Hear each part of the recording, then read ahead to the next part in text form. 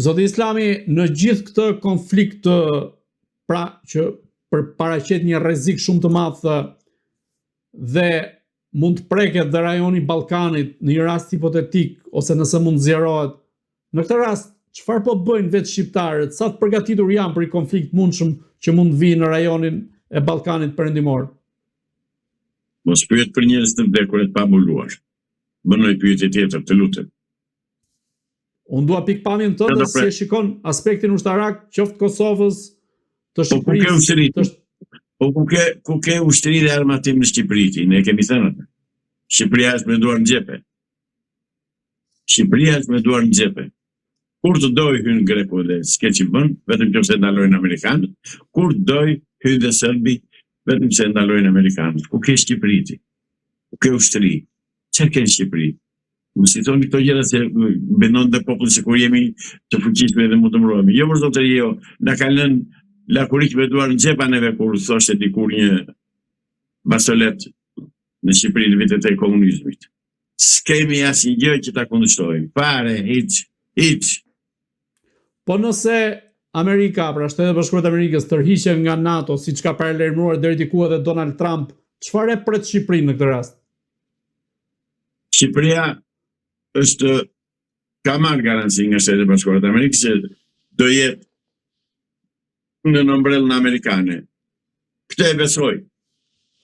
Nga kjo nuk e i dore, e besoj që mund të ndodhë kështu. Megjithatë do presim të shohim. Po nëse tërhiqet nga NATO? Dhe të tërhiqet punë madhe. Po do të thotë që ombrella që ushtarake që ekziston mbi ne i bie që nuk është e NATO-s, është amerikane, nuk është e NATO-s. Jo zotëri, nuk është e NATO-s, është amerikane. Nuk është ombrella e NATO-s, ajo që na mbron neve, është ombrella amerikane. Po Shtetet Bashkuara të Amerikës janë pjesë e NATO-s, kështu që në këtë mënyrë pra në qoftë se sipas ne 5 jemi të mbrojtur nga NATO. Jo, pra, që thashtë një tjetër, shkrihet, nuk ikën apo nuk ikën Amerika nga NATO, Amerika mbron Shqipërinë.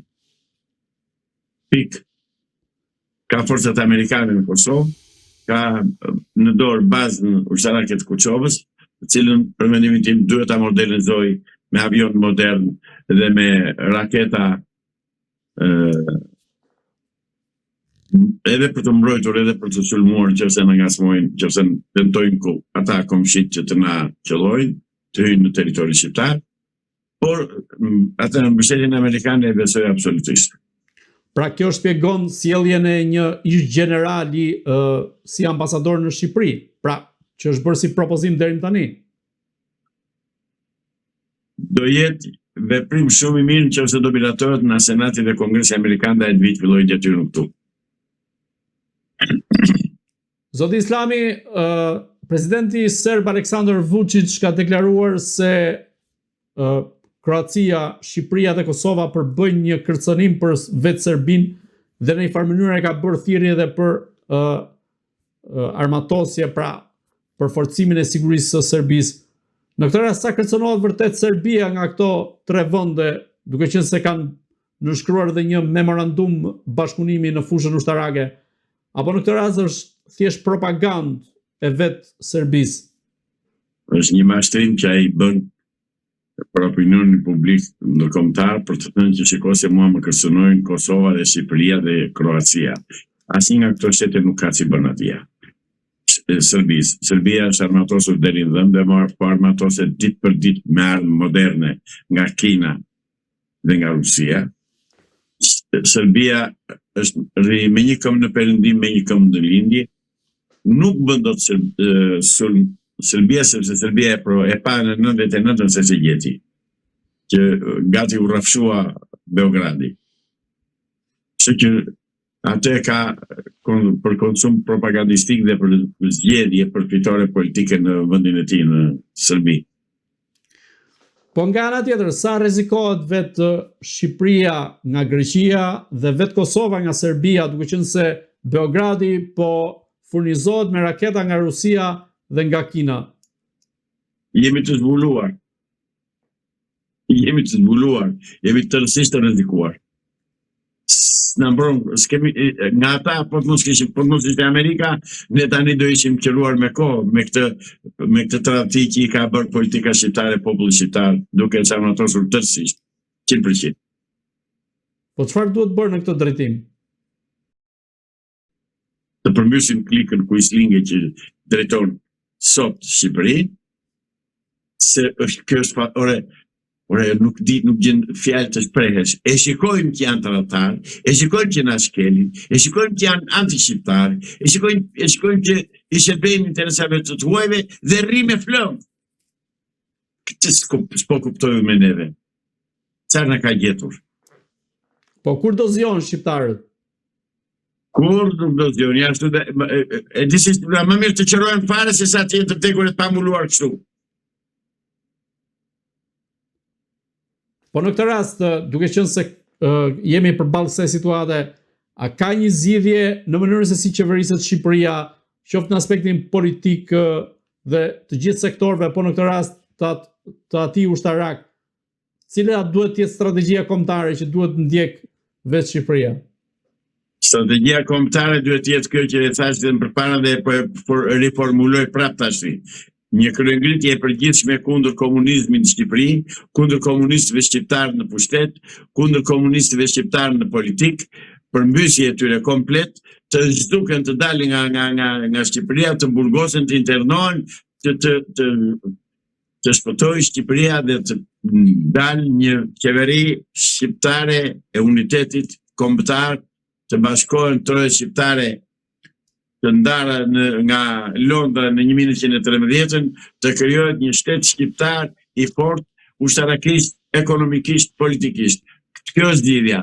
Po na ndihmon amerikanët të bëjmë këtë, na kanë shpëtuar. Zoti Islami, dhe pyetja e fundit, sa gjasa ka që trojet shqiptare të bashkohen në një të vetme dhe si e shikoni faktin që Albin Kurti e ka harruar fare tezën e bashkimit të Kosovës me Shqipërinë? Marrën urdhra nga Serbia të gjithë. Marrin urdhra që të mos bëhet, se si pengon gjë. Praktikisht me Kosovën e s'ke pse të kemi kufi. Çfarë kufi duhet të ketë? Pse duhet të jetë ai kufi? S'na ka thënë Albin Kurti pse duhet të jetë ai kufi me Shqipërinë. S'na ka thënë pse ka pikë doganore atje. Një referendum i bashkon trojet dhe vate mbaroi. Por në shqiptarve në mënyrën më fashiste na është ndaluar referendumi. Po çfarë po fsheh Albin Kurti në këtë rast që nuk e përmend më tezën e bashkimit të Kosovës me Shqipërinë? Nuk e di, dyshoj që është tradhti. Vetëm kaq. Vetëm kaq. Zoti Islami, sa preket Edi Rama në këtë rast, meqense pritet të thirret nga SPAK-u, sa i përket çështjes Partizani, dhe a ka vërtet SPAK-u iniciativë dhe vetë gjykata e posaçme për ta çuar përpara këtë çështje për ta zgjedhur një herë mirë? Shiko, SPAK-u është një krijesë amerikane, siç na shpën deri tani. SPAK-u paguhet nga taksa paguesit amerikanë. Drejt kryetari i SPAK-ut tash i bashkë me 2-3 të tjerë janë thirrur dhe kanë shkuar në Shtetet e Bashkuara të Amerikës. Dhe shikoj, domethënë që janë thirrur atje pa diskutim, që janë thirrur që të zbatojnë ligjin dhe të fillojnë arrestimet. Ata vjen atje dhe vinë me atë mend që kanë vajtur, me ato mend që kanë vajtur. Ata nuk guxojnë që të dënojnë dhe të arrestojnë, jo të dënojnë, po të arrestojnë krerët e krimit dhe të politikës shqiptare që janë tërësisht një grup i strukturuar kriminal i futur në parlament dhe që bën ligje për hajdutët. Që nuk prezdi nga SPAK-u. Po, zoti Islami, vetë vizita e prokurorëve të SPAK-ut në Shtetet e Bashkuara të Amerikës dhe nga ana tjetër propozimi për ambasador në Shqipëri i një ish generali dhe një ushtaraku, po themi, a nuk përbën një simbolik të fortë se Shtetet e Bashkuara të Amerikës do të kenë edhe indikim shumë herë më të madh sa i përket goditjes së korrupsionit në nivelet e larta? Për këtë do flasim kur ai ambasadori të marrë detyrën zyrtarisht, dhe të vinë ambasadën amerikane në Tiranë. Atëherë do shikojmë. Dhe atëherë nuk do flasim që në fillim. Do presim të shikoj si do filloj punë, çfarë do bëj, çfarë do ndodh në marrëdhëniet shqiptaro-amerikane. Do presim zhvillimin, nëse do kesh zhvillime. Por tani nuk mund të flasim asgjë. Më bëhet qefi që kanë dhe e vlerësoj që kanë emëruar një ish general. Dhe një ish general patjetër që është burr serioz, është njëri serioz, është njëri që e njeh politikën në themel, domethënë horizontalisht dhe vertikalisht e njeh mirë politikën dhe shpresoj që të bëhet diçka, por do presim.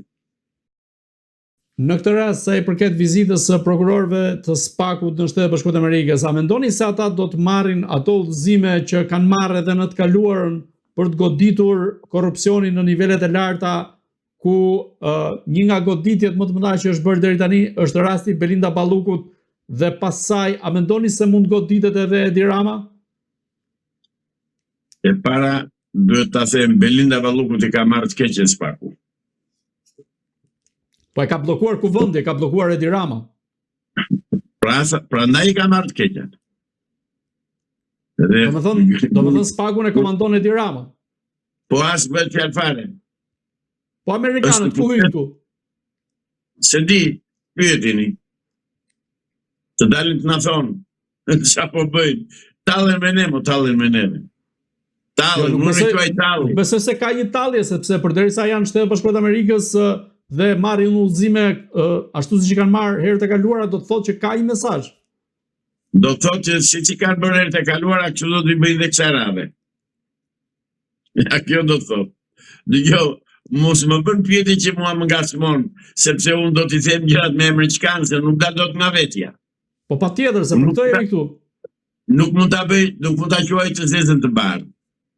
Se bëj dot këtë. Nuk kam as tagrin, as fuqin, as moralin, as domethënë nuk shkel integritetin tim. Zotëri, deri tani kanë bërë një vrim nuj amerikanët me SPAK-un. Deri tani flasën bashkë.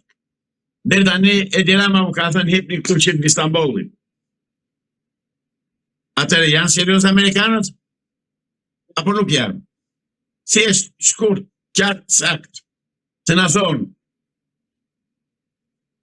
Në këtë rast, duke parë gjithë situatën politike në Shqipëri dhe vetë atë çfarë ka ndodhur përgjatë viteve të fundit, mënyrën si ka qeverisur Edi Rama, rasti Belinda Ballukut, a mendoni se do të kemi një ndryshim të mjedisit politik apo dhe të vetë pushtetit Edi Ramës, ashtu siç ndodhi në Hungari ku u rrëzua nga pushteti Viktor Orban?